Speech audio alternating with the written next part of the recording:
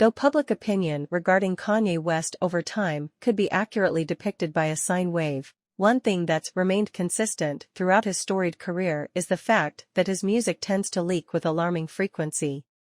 But even by Kanye West standards, the month of September saw an unprecedented number of leaks. We're talking hundreds upon hundreds of files that date as far back as 2008, including any and everything from freestyled mumble demos and fully finished songs to rough cuts of a visual album and feature-length documentary. Of course, the main attraction here is what appears to be a complete album, Jesus is King, the Dr. Dre version, which was originally teased on Twitter back in late 2019, and then apparently shelved without much fanfare. Yet another Kanye album to add to his Scrooge McDuck-sized vault of scrapped projects. As the title suggests, the project is a collaboration between two of rap's most legendary producers that serves to remix West's 9th studio album, Jesus is King, with all new production from Dr. Dre. The Dr. Dre version remixes most of the same songs that appeared on the original release, but with a rearranged track list and a couple new songs swapped out in place of old ones. As an outlier, Intro/Every Hour/Selah combines the first two songs from Jesus is King into one, mixing and melding them into an overall superior version that sets the stage for what ends up being a more lively rendition of the album than the Kanye original. Dre's new production elevates the sluggish Selah to the point that it almost feels like a new vocal take, despite them appearing to be the same recording.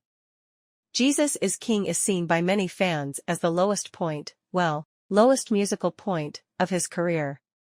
It's not simply that his verses are lacking, but that his delivery often felt lethargic to the point that it made you wonder how much he really cared about music anymore.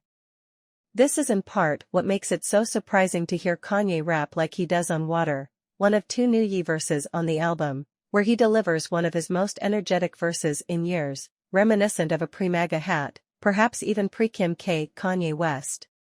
Closed on Sunday also receives a new Ye verse, along with a quick but effective 8 bars from Anderson.Pot, where he gives us a glimpse of his struggles with alcohol addiction, rapping about hiding bottles in a drawer like a hotel Bible. It makes you wonder where the guy who can rap like this has been for the past 6 or 7 years. The Dr. Dre version feels more alive at its best moments, not just due to the new instrumentals themselves, but the glossier topcoat that often characterizes Dre's modern production. It even makes Travis Scott, whose guest verses are typically even more devoid of personality and charm than they are on his albums, sound awake when he delivers one of his better performances in years on Hands On. This glossy Dr. Dre sheen is perhaps best exemplified on LA Monster, an entirely new addition to the album, which combines gospel with a more electronic, industrial twinge. It's one of the few instrumentals that truly feels like Kanye Dre co-production, featuring Kanye West ideas but with Dr. Dre execution. There are points, however, where Dre's more maximalist production hinders the album rather than helps it. Dre's rendition of Everything We Need would only serve to further exemplify just how lazy some of Ye's Jesus is King verses are if the beat wasn't so awkward and busy that it distracted you from Kanye altogether. Likewise, the production on God is vastly inferior to Pyre Born's Space Age original, and songs like God Is fail to move the needle much one way or the other. They only serve to beg the question, did most of these songs need to be remixed in the first place? Most of the album's highlights either contain enough new material that they feel more like sequels than remixes, Water, Closed on Sunday, or are new additions altogether, LA Monster, with the rest feeling mostly superfluous.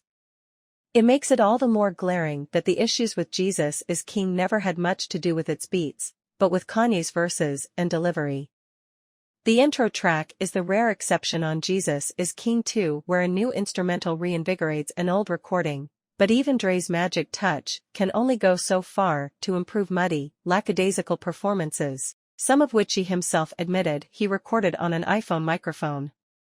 At the end of the day, the songs with new vocals are mostly improvements over their original counterparts, discounting Use This Gospel. It's a solid late-career Eminem verse, but it doesn't beat Kenny G and Eclipse Reunion, but when taken as a whole and compared to the Kanye version, it's largely a wash. There's no rule that says the goal of a remix album should be to improve upon its predecessor, Many remix albums stand side by side with their initial releases, but with an album that received as lukewarm reception as Jesus is King, one would hope that a mulligan would bear a little more fruit. The new material on Jesus is King 2 makes it worth a listen, if only for the novelty of a Dr. Dre and Kanye West collaboration, but no one would blame you for being uninterested in an album signing the virtues of one religion made by a guy who spent months going on a press tour spreading hate about people